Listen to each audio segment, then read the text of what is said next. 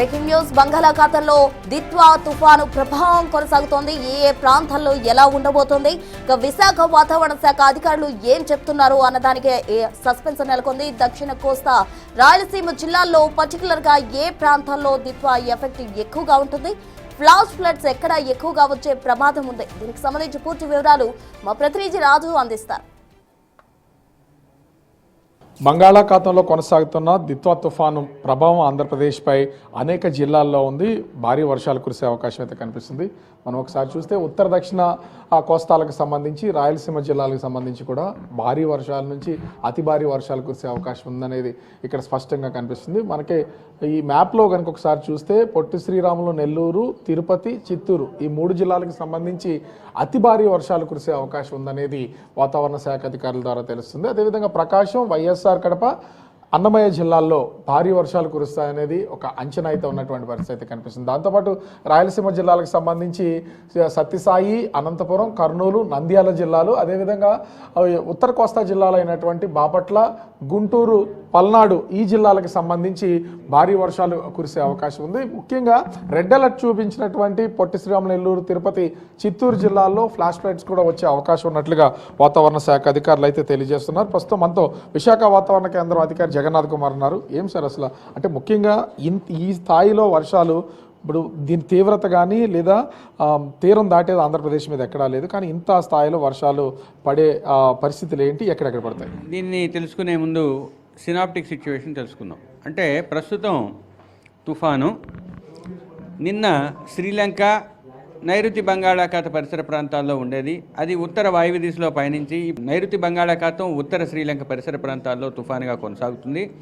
ఇది చెన్నైకి 380 కిలోమీటర్ల దూరంలో దక్షిణ దిశలో కొనసాగుతుంది. పుదుచ్చేరికి 280 కిలోమీటర్ల దక్షిణ ఆగ్నేయ దిశలో కొనసాగుతుంది. ఈ తుఫాను రాబోయే 2 రోజుల్లో కూడా ఉత్తర వాయువ్య దిశలోనే పయనించి తన గమనాన్ని నైరుతి బంగాళాఖాతంలోనే కొనసాగించి పుదుచ్చేరి, ఉత్తర తమిళనాడు, దక్షిణ కోస్తా ఆంధ్రప్రదేశ్ తీరాలకు సమాంతరంగా ప్రయాణించే అవకాశం ఉన్నది.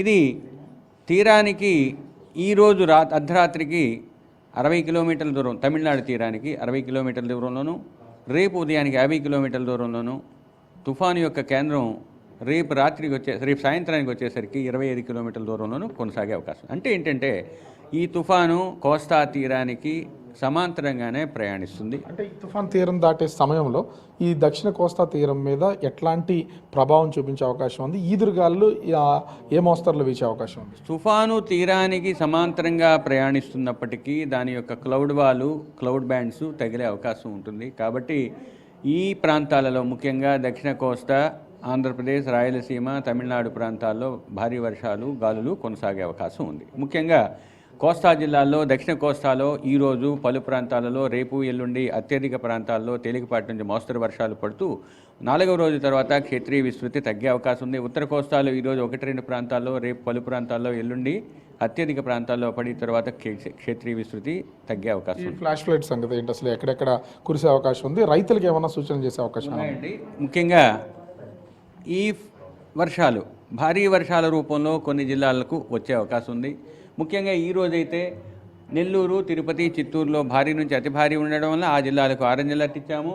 మీకు ప్రకాశం, కడప, అన్నమయ్యకు భారీ వర్షపాతం వచ్చే అవకాశం ఉంది. రేపు అతి ముఖ్యంగా ఈ జిల్లాలలో భారీ నుంచి అతి భారీ, అత్యంత భారీ పడే అవకాశాలు ఉన్న జిల్లాలు ఉన్నాయి.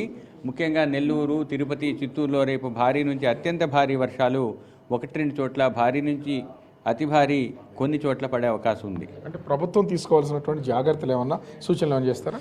ఒకటి, గాలుల యొక్క ప్రభావం ఎక్కువగా ఉండే అవకాశం, వర్షం యొక్క ప్రభావం కూడా ఎక్కువగా ఉన్న జిల్లాలు దక్షిణ కోస్తా, రాయలసీమలో ఎక్కువగాను, కొన్ని వీటికి ఆనుకుని ఉన్న ఉత్తర కోస్తా జిల్లాల్లోనూ ఉంటుంది. ముఖ్యంగా దక్షిణ కోస్తా జిల్లాలైన నెల్లూరు, తిరుపతి, చిత్తూరు, వాటికి ఆనుకుని ఉన్న అన్నమయ్య, కడప జిల్లాల్లో 1-2 చోట్ల ఆకస్మిక వరదలు కూడా సంభవించే అవకాశం ఉన్నందువల్ల వీటికి తగ్గట్టుగా చర్యలకు ఉపక్రమించాల్సిందిగా అధికారులకు తెలియజేయడం జరిగింది. ఈ వాటర్ లెవెల్ ఏమన్నా సిగ్నల్స్ ఇవ్వడం జరిగింది? ఒకటి, ప్రస్తుతానికి కృష్ణపట్నం ఓడరేవులో 3వ నంబర్ ప్రమాద హెచ్చరిక కొనసాగుతుంది. మిగిలిన ఓడరేవుల్లో 2వ నంబర్ ప్రమాద హెచ్చరికను ఆంధ్ర కోస్తా తీరం వెంబడి ఉన్న అన్ని ఓడరేవుల్లో వేయటం జరిగింది. ఇక రాబోయే కొన్ని గంటల్లో దక్షిణ కోస్తా తీరం వెంబడి ఉన్న కొన్ని ఓడరేవుల్లో ఈ హెచ్చరికలు మారే అవకాశం కనిపిస్తుంది. ఇక తీరం వెంబడి తీరం ఆవల ఎదురుగాళ్ళు 3 రోజులు కొనసాగే అవకాశం ఉంది. ఈరోజు 50 నుంచి 60 గరిష్టంగా 70 కిలోమీటర్ల వేగంతో ఎదురుగాళ్ళు దక్షిణ కోస్తాలో వీస్తున్నాయి.